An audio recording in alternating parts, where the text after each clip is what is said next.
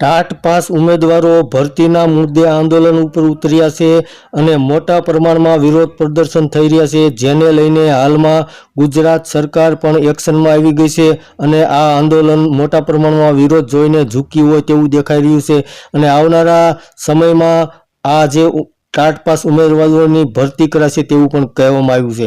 નમસ્કાર દર્શક મિત્રો, ટેટ અને ટાટ પાસ ઉમેદવારોનો વિરોધ આજે મોટા પ્રમાણમાં યથાવત રહ્યો હતો। આ ઉમેદવારો ગાંધીનગરમાં સ્વર્ણિમ સંકુલ 1 ખાતે પહોંચી અને મોટા પ્રમાણમાં વિરોધ નોંધાવ્યો હતો। જેઓએ કાયમી શિક્ષકોની ભરતીની માંગ સાથે હાથમાં પોસ્ટર લઈ અને સ્વર્ણિમ સંકુલ પર પહોંચી ગયા હતા અને આ મોટા પ્રમાણમાં વિરોધ થઈ રહ્યો હતો। તો આ ઉમેદવારોની પોલીસે અટકાયત પણ કરી હતી। ત્યારબાદ ગુજરાત સરકારે ટાટ પાસ ઉમેદવારોની ભરતીની જાહેરાત કરી હતી। આ મોટા પ્રમાણમાં વિરોધ જોઈ અને સરકાર પણ ઝૂકી ગઈ હતી અને આવનારા 3 સમયમાં ટાટ 1 અને 2 માં 7500 શિક્ષકોની ભરતી કરવામાં આવશે તેવી ગુજરાત સરકારે જાહેરાત કરી હતી।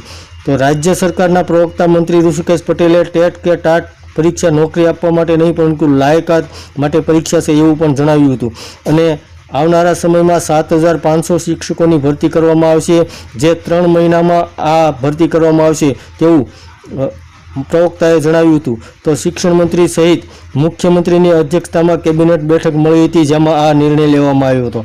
તો ગાંધીનગર ખાતે ટાટ પાસ ઉમેદવારોનો મોટા પ્રમાણમાં વિરોધ થઈ રહ્યો હતો, જેને લઈને ગુજરાત સરકારને આખરે ઝૂકવું પડ્યું હતું અને ટાટ પાસ ઉમેદવારોની ભરતી કરવાની અને શિક્ષકોની ભરતી કરવાની જાહેરાત કરી હતી। ધન્યવાદ દર્શક મિત્રો।